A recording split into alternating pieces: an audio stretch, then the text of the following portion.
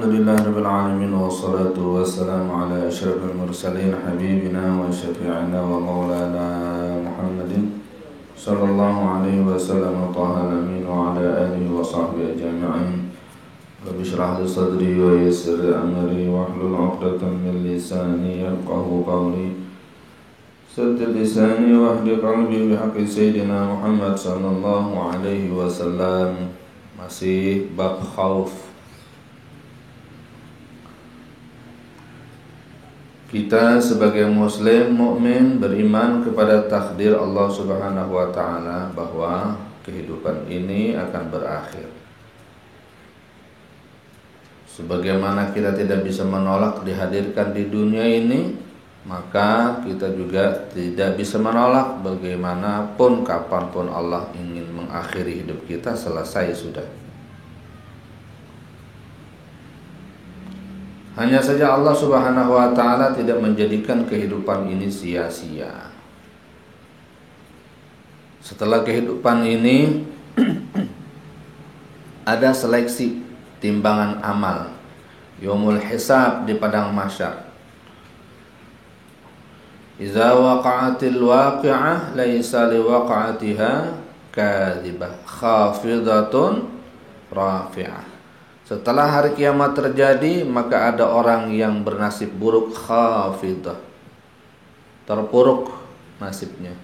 Rafi'atun, tapi ada yang beruntung, dinaikkan derajatnya, diberikan surga oleh Allah Subhanahu wa taala. Nah, tidaklah kita melainkan menginginkan sesuatu yang berujung happy ending, bahagia. Dan kita sangat takut terhadap kesengsaraan. Siapa yang bisa menghadirkan kebahagiaan dan menghindarkan kesengsaraan? Tidak ada kecuali Allah Subhanahu wa taala. Apapun yang dijanjikan oleh manusia, setinggi apapun pangkatnya, sehebat apapun kuasanya, itu hanya fata morgana. Namun manusia banyak tertipu sehingga dia perjuangkan seluruh waktunya untuk berkhidmat, mengabdi kepada makhluk-makhluk tersebut. Coba lihat bagaimana kecewanya para pekhidmat, para pelayan Namrus, para pelayan Fir'aun yang semasa hidupnya menghabiskan waktu bela-belain itu melayani Fir'aun. Tapi begitu mereka mati, habis sudah kesenangan mereka bersama Fir'aun di dalam nerakanya Allah Subhanahu wa ta'ala. Tapi orang-orang yang membela Nabi Musa alaihissalam, kehidupannya susah, dikejar-kejar, tapi endingnya meskipun sama-sama mati, sama-sama wafat, ujungnya mereka dalam kebahagiaan abadal abidin. Jadi yang seharusnya yang ditakuti itu yang menciptakan bahagia dan menciptakan kesengsaraan dan menghindarkannya itu, yakni Allah Subhanahu wa taala. Nah, di dalam syariat ini secara hukum standarnya tidak ada yang menghantarkan kita kepada ridha Allah Subhanahu wa taala, mencapai rahmatnya, kecuali amal ini sababiyahnya. Dan tidak ada yang menghindarkan kita daripada neraka murka Allah kecuali amal ini, dan tidak ada yang menjerumuskan kita kepada murka Allah kecuali amal-amal dosa dan maksiat. Nah, meskipun dalam keadaan kita sudah diberi taufik oleh Allah, senantiasa beramal pagi, siang, malam, sore, ya, terus saja ngerjain taat, tidak ada alasan kita itu tidak takut kepada Allah Subhanahu wa taala. Jadi jangan mentang-mentang sudah beramal soleh lalu udah pede betul ini bakal selamat, gak bakal celaka. Tidak begitu yang diajarkan oleh Rasulullah SAW. Karena khauf dan raja itu sama-sama ibadah batin. Orang yang beramal soleh sudah banyak amalnya, tidak boleh tidak takut kepada Allah. Jangan kepedean. Dan begitu juga orang yang sudah jauh kepada Allah, malang melintang di dalam kemaksiatan, ya, kelang masa hidupnya banyak dosa, tercebur diri dalam lumpur. Tidak boleh juga dia putus asa, maka harus ada raja harap kepada Allah Subhanahu wa taala. Dua-duanya ini bagaikan sayap yang bisa menerbangkan hambanya kepada Allah Subhanahu wa taala. Maka hadis yang akan kita baca ini masih bab tentang khauf, bagaimana membina hati, mengarahkan hati kita ini senantiasa ada rasa khawatir kepada Allah Subhanahu wa taala.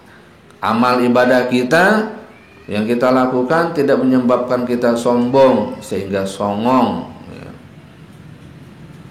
Maka hadis itu adalah hadis yang terkenal dengan kejadian makhluk, sebagaimana hadis ini diriwayatkan dari Abdullah ibnu Mas'ud radhiyallahu anhu qala haddatsana Rasulullah sallallahu alaihi wasallam wa huwa as-sadiqul masduq. Apa sabda Nabi, inna ahadakum yujma'u khalquhu fi batni ummi arba'ina yawman nutfatan. Sesungguhnya salah seorang di antara kalian dikumpulkan kejadiannya itu di rahim ibunya, di perut ibunya 40 hari masih berupa sperma, nutfah. Sperma ibunya ovum bertemu dengan sperma bapaknya, berkumpul di rahim. Berapa hari? 40 hari. Tsumma yakunu 'alaqatan, kemudian nutfah tadi berubah menjadi segumpal daging, damun jamidun. Li'annaha idzaka ta'allaqa birrahim, nyangkut di rahim, zigot. Tsumma yakunu 'alaqatan misla zalik. 40 hari itu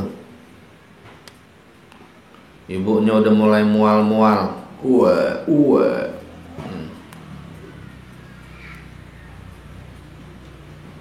makan cilok mual, makan duren mual ya, dikasih duit gepokan sembuh. Mual itu temannya, mual dikasih duit gepokan mual. Tsumma yakunu mudghatan, kemudian zigot tadi berubah menjadi mudghah, qit'atun minal laham, yaitu sepotong daging, qadra ma yumdahu, ya sekedar dagingnya buat dikunyah, sekali kunyah habis. Ya segede bakso, bukan bakso mangkok ya.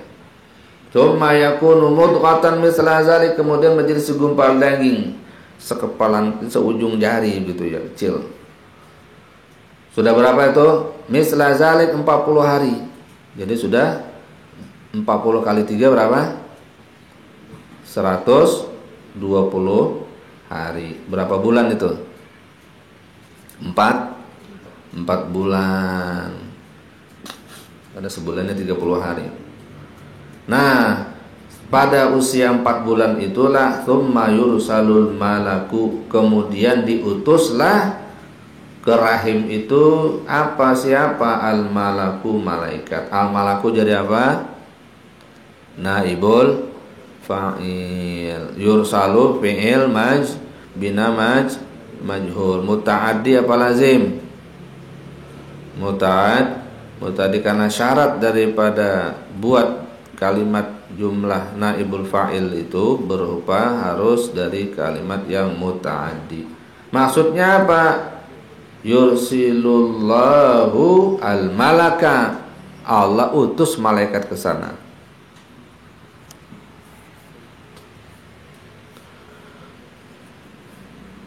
Wa yu'maru bi arba'i kalimatin, dan diperintahkan kepada malaikat tadi apanya? Untuk menulis 4 hal. Yu'maru bi arba'i kalimatin, mencetak ya, memprogram. Nah, ada 4 kalimat yang diprogram. Nanti orang tersebut akan berjalan dengan program tersebut. Yang pertama apa? Bikat bi rizqihi, ditulis tentang rezekinya. Jadi penulisan takdir itu ada namanya di Ummul Kitab, Lauhil Mahfuz tuh letaknya. Itu seluruhnya ditulis di sana. Nah, kalau yang ditulis untuk setiap orang ini khusus setiap orang. Likulli sabiqah wa hiya ma fi lauh. Takdir-takdir itu sudah ditulis di Lauhil Mahfuz, database-nya di sana. Lauhil Mahfuz itu makhluk Allah. Enggak tahu di langit yang di atas langit lagi, di atas ya. Makhluk Allah, Lauhil Mahfuz, lauh database-nya di sana. Itu segala sesuatu itu bahkan dikatakan sebelum diciptakan langit dan bumi ini 50.000 tahun sudah ditulis takdir-takdir itu oleh Allah Subhanahu wa taala. Jadi takdir yang telah ditulis sejak lama itu ada di Lauhil Mahfuz. Dan takdir yang untuk akan datang, yang kejadian-kejadian untuk per tahun itu ditulis pada malam Lailatul Qadar, lahiqah. Wa mutawassit, dan juga ada takdir yang mutawassit, tengah-tengah. Itu ditulis untuk per pribadi setiap orang sebagaimana diisyaratkan dalam hadis ini. Bikat bi rizqihi. Ditulis itu untuk setiap orang, fulan. Ditulis apa rezekinya. Rezeki itu apa? Ma yantafi'u bihi halalan kan au haraman. Yang nama rezeki itu adalah sesuatu yang dia manfaatkan, yang dia pakai, yang dia makan, yang dia minum, baik halal maupun haram. Itu rezeki bagi dia. Yang menyebabkan haramnya sababiah kerjanya atau makanannya haram. Maka kita itu yang diperintahkan talabul halali wajibun ala kulli muslimin. Kita tuh mencari sabab rezekinya aja. Rezekinya tuh udah ditentukan oleh Allah Subhanahu wa taala. Khawatir rezeki itu udah ditentukan oleh Allah sebelum kita hidup, sudah ditentuin rezekinya. Berapa butir nasi yang masuk hari ini udah. Pernah satu saat Sayyidina Ali radhiyallahu anhu wa karramallahu wajhah memerintahkan kepada budaknya untuk berbelanja ke pasar. Budak kadieu, ayah naon tuan, ini pergi ke pasar beli semangka, contoh saja ya, beli buah-buahan mau pengajian ini, beli risol sama beli dadar gulung 10 dirham ya 100.000 lah gitu ya. Ditunggu gak pulang-pulang. Akhirnya ketahuan ini budak kabur. Duit Sayyidina Ali dicolong. Begitu mendapat berita ini, apa kata Sayyidina Ali? Lau sabara, kalau seandainya dia sabar, la akhadha 10 dirhamin ya. Apa? 10 darahima. Dia akan mendapatkan 10 dirham yang halal. Tapi karena dia tidak sabar, dia mendapatkan 10 dirham yang haram. Jadi hari itu dia sudah ditakdir oleh Allah Subhanahu wa taala dapat 10 dirham. Tapi sabab dia nggak sabar, akhirnya dia dapat 10 dirham itu haram. Jadi kalau dia sabar, halal itu.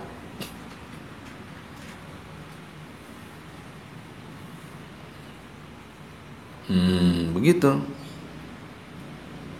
Jadi jangan khawatir kalau kamu punya burung, ya, kira-kira itu burung, ya, sebelum beli burung, sangkarnya udah siap apa belum?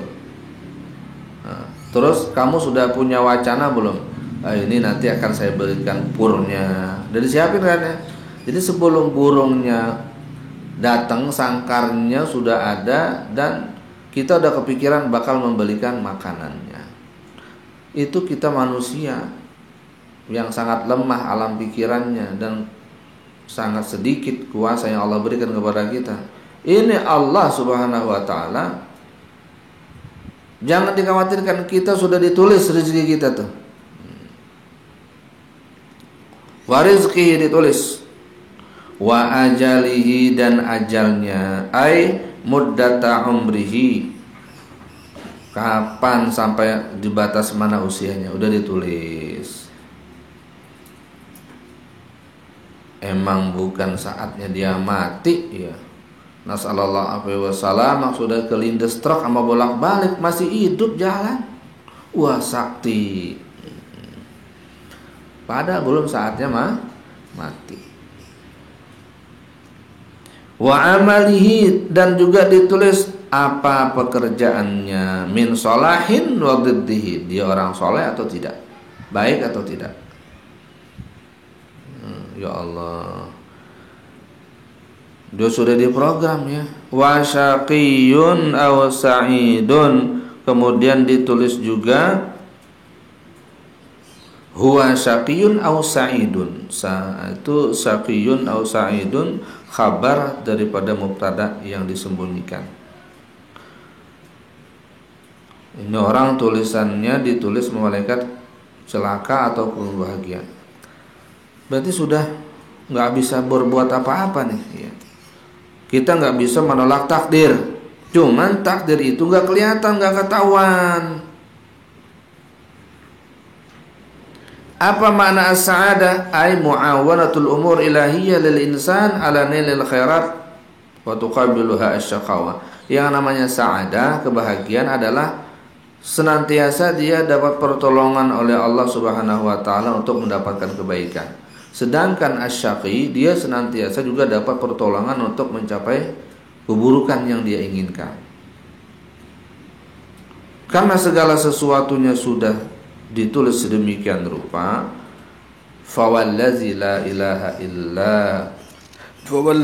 ilaha ghairu, demi zat yang tiada Tuhan, tiada pengatur, tiada menentukan kecuali Allah saja.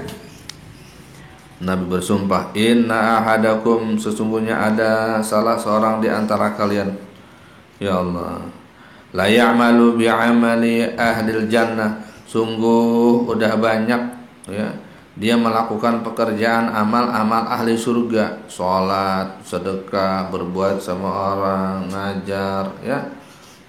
Intinya melakukan amal-amal yang menyebabkan dia masuk surga. Hatta sehingga ma yakunu bainahu wa bainaha illa zira'un, saking solehnya dia ini, jarak surga antara dia dengan surga itu illa zira'un, satu zira' saja, satu hasta, dikit lagi mati. Dari muda beramal soleh ya, sampai mau mati soleh terus pekerjaannya. Fayasbiqu alaihil kitab, tapi ternyata tulisan takdir sudah mengalahkannya dan tertulis terlebih dahulu dalam kitabnya apa? Ahli syaqawah, orang celaka. Bayamalu, sehingga di ujung kehidupan itu bi'amali ahli nar, dia melakukan dosa, dia melakukan pekerjaan buruk, dia melakukan pekerjaan ahli neraka. Sehingga di ujung itu dia melakukan dosa, dan saat melakukan dosa itulah dia mati, wal iyadzubillah, fayadkhuluha, maka dia pun masuk ke dalam neraka. Wal iyadzubillah. Wa inna ahadakum, kata Nabi, dan sesungguhnya ada di antara kalian, ada salah seorang di antara kalian, la ya'malu bi'amali ahli nar, dia itu sepanjang hidupnya udah melakukan pekerjaan penduduk neraka.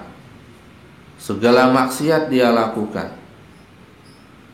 Hatta ma yakunu bainahu wa bainaha illa zira'un, sehingga antara dia dengan neraka itu seumpama satu zira' saja. Saking banyaknya dosa dan saking lamanya, sampai ke hampir ujung kehidupannya dia berdosa. Fa yasbiqu alaihi alkitab, tetapi catatan baik dia termasuk ahli sa'adah, terdahulu tulisan untuk dia. Fa ya'malu bi'amali ahli jannah, maka di ujung kehidupan itu dia melakukan amal-amal soleh, melakukan pekerjaan-pekerjaan yang bajik dan bijak. Fayadkhuluha, sehingga pada saat itu dia pun dicabut nyawanya, dia mati husnul khatimah. Fayadkhuluha, dan dia pun berhak masuk ke dalam surganya Allah Subhanahu wa taala. Muttafaqun alaih.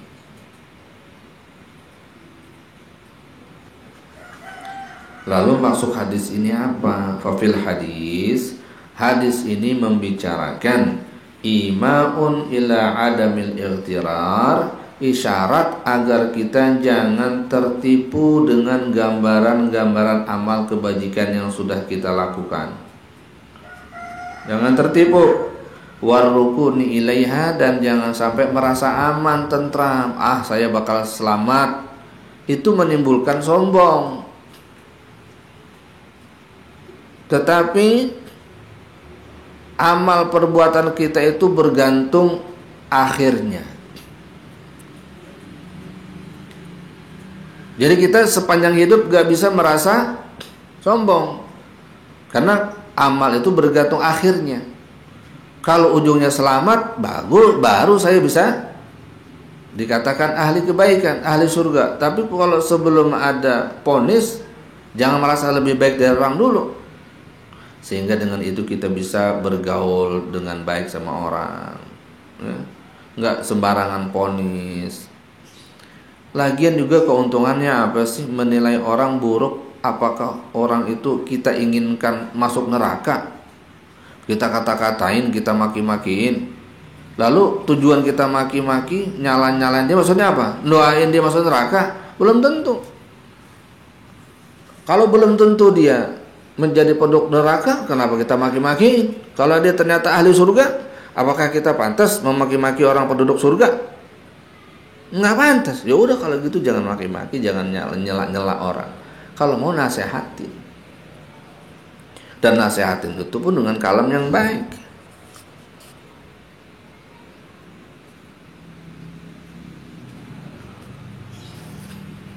Sebagaimana sabda Rasulullah sallallahu alaihi wasallam mengatakan, innamal a'malu bil khawatimi, sesungguhnya amal itu dilihat lewat penghujungnya. Fala yaqta'u li ahadin mu'inun bidukhulil jannah illa man akhbara an-nabiy sallallahu alaihi wasallam min ahliya. Jangan memutuskan seseorang itu, ya, sudah pasti masuk surga, kecuali apa yang divonis, disabdakan oleh Rasulullah sallallahu alaihi wasallam. Maka hadis ini mengajarkan kepada kita alla tattakila ala amalin wala ta'jab bih. Jangan berserah diri, ya. Jangan pol-polan, terlalu pede dengan amal lalu menjadi bangga. Tapi yang sebaiknya kita lakukan adalah ketika kita beramal soleh, mintalah husnul khatimah dan berlindung kepada Allah daripada jeleknya di penghujung. Lalu kalau begitu kita menjadi khawatir terus dong. Iya, bagus khawatir. Takut jadinya kepada Allah Subhanahu wa taala. Namun ketika nanti sudah di penghujung, bagusnya ada rajanya. Karena dikatakan kullun muyassarun lima khuliqa li ajli. Seseorang itu dimudahkan untuk apa dia diciptakan. Kalaulah dia diciptakan oleh Allah Subhanahu wa taala untuk menjadi penduduk surga, maka selama kehidupan ini dia akan mudah mengikuti hal-hal yang menyebabkan dia masuk surga. Kalau emang dia sulit dalam kehidupan ini melakukan sabab-sabab kebaikan, tapi untuk sabab-sabab dosa dia cepet banget gerak cepat, ya. Maka berarti dia termasuk penduduk neraka calonnya. Itu secara kebiasaan. Maka hadis ini mengajarkan kita agar tidak terlalu pede dengan amal soleh. Namun juga takutnya jangan sampai mengalahkan harap kepada Allah Subhanahu wa taala. Ini secara nadir. Jadi kata para ulama sangat sedikit orang yang beramal soleh dari awal hingga penghujung lalu ujungnya suul khotimah. Sangat sedikit. Tapi yang banyak itu adalah orang yang berbuat jelek lalu berubah di penghujungnya menjadi baik. Sebab orang yang beramal soleh ujungnya suul khatimah itu sangat sedikit. Tetapi orang yang beramal buruk ujungnya husnul khatimah itu banyak. Oleh karena itu kita yang beramal soleh jangan terlalu pede, jangan-jangan termasuk yang sedikit itu, gitu. Dan ketika kita melihat orang-orang yang berbuat dosa, kita berharap semoga dia termasuk orang yang dimasukkan dalam kebahagiaan di penghujung usianya. Oleh karena itu, nggak perlu kita ponis-ponis sampai menyakiti hatinya. Lebih baik kita dakwahi. Beginilah cara agama mendidik umatnya ini agar tidak sombong dengan kebaikan. Bagaimana yang dicontohkan oleh Sayyidina Umar ibn Khattab radhiyallahu anhu, tingkatan khaufnya kepada Allah Subhanahu wa taala, padahal beliau murid baginda Rasulullah sallallahu alaihi wasallam, khalifah, dan termasuk yang sangat membantu perjuangan Rasulullah sallallahu alaihi wasallam. Beliau mengatakan kalau seandainya Allah bilang seperti ini, seluruh manusia ini masuk surga kecuali satu orang yang bakal masuk neraka. Saya masih khawatir yang satu orang itu adalah Umar. Coba itu. Saya masih khawatir jangan-jangan yang satu orang itu saya. Itu makam khaufnya Sayyidina Umar ibn Khattab radhiyallahu anhu. Kalau kita mungkin dibalik ya. Seandainya seluruh manusia masuk neraka, satu orang aja yang masuk surga. Jangan-jangan yang satu itu saya. Saking pedenya. Masya Allah, saking pedenya. Jadi berusahalah kita itu ya, tidak menyombongkan diri dengan amal. Tapi bukan berarti tidak menyombongkan diri dengan amal itu nggak mau beramal. Justru kita semangat. Hadisun muttafaqun alaih. Semoga kita bisa mendapatkan faedah dari hadis ini dan semakin takut kepada Allah Subhanahu wa taala terhadap suul khatimah. Maka para salihun mengajarkan kepada kita untuk bisa husnul khatimah, di antaranya kita melakukan amal-amal soleh dan berharap dengan amal soleh itu kita dihujungi dengan husnul khatimah. Di antaranya yang dapat doa dari Habib Abdullah Bilal Haddad adalah yang mengamalkan rutin Ratibul Haddad, insyaallah akan mati husnul khatimah. Makanya dalam Ratibul Haddad itu dibacakan Allahumma inna nas'aluka yang a'udzubika, gimana itu? Gimana? Apa nggak jelas?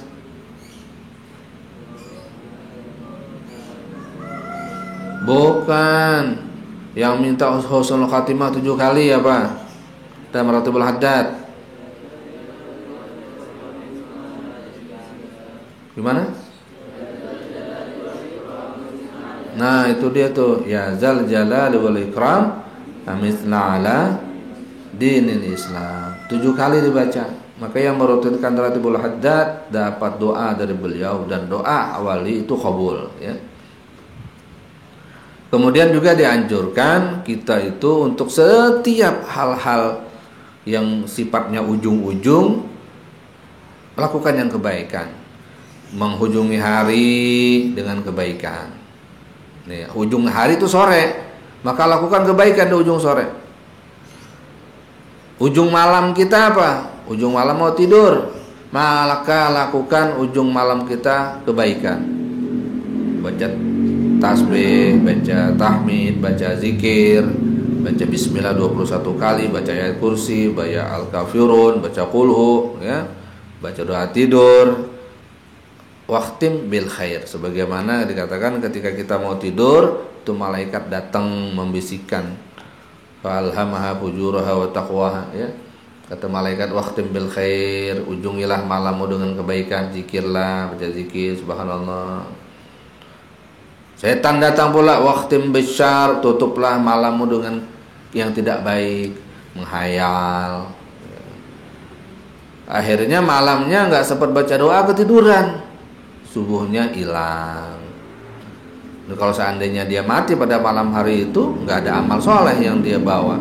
Tapi kalau dia tutup dengan mau tidur dengan doa, maka dia dihitung zikir oleh Allah Subhanahu Wa Taala.